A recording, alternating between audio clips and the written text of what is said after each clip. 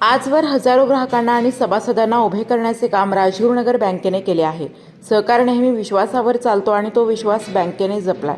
नफ्याबरोबर बँकेने सामाजिक बांधिलकी जपली असून बँकेचे काम पारदर्शकपणे सुरू आहे, असे गौरवोद्गार केंद्रीय सहकार आणि नागरी विमान वाहतूक राज्यमंत्री मुरलीधर मोहोळ यांनी वासुली फाटा भांबोली तालुका खेड येथे व्यक्त केले।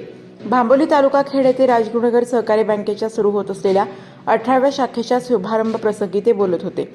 या प्रसंगी आमदार बाबाजी काळे, भाजपचे जिल्हाध्यक्ष शरद बुट्टे पाटील, राजगुरुनगर सहकारी बँकेचे अध्यक्ष दिनेश ओसवाल, व्यवस्थापन मंडळाचे अध्यक्ष किरण आहेर, उपाध्यक्ष अविनाश कहाणे, मंदार कुलकर्णी, वासुलीच्या सरपंच कोमल पाचपुते, भांबोलीच्या सरपंच शीतल पिंजन यांच्यासह सर्व संचालक आणि व्यवस्थापन समितीचे सदस्य उपस्थित होते।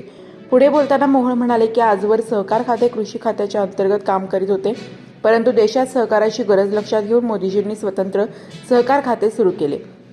महाराष्ट्र सरकारने समृद्ध असून त्यातील नागरी बँकेमध्ये राजगुरुनगर बँकेचा मोलाचा वाटा आहे।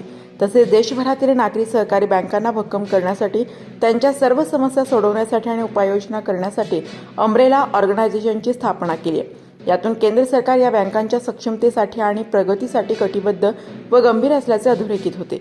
आमदार बाबाजी काळे म्हणाले की युवा आणि अनुभवी संचालक मंडळ चांगले काम करीत आहे। ही बँक सर्वसामान्य नागरिकांना आणि उद्योजकांना बळ देणारी आहे। दरम्यान भांबोली शाखेच्या उद्घाटनाचे औचित्य साधून राजगुरुनगर बँकेने सभासदांना 2023-2024 सालचा 9% लाभांश जाहीर केला आणि वाटपासही सुरुवात केली। तसेच या शाखेच्या शुभारंभानिमित्त तुकोबा आवर्त ठेव योजना सुरू केली।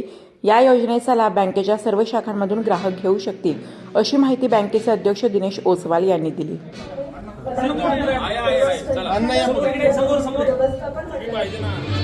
मंचावरती मंत्री महोदय आणि अनेक मान्यवर मंडळी मंचावरती उपस्थित आहेत।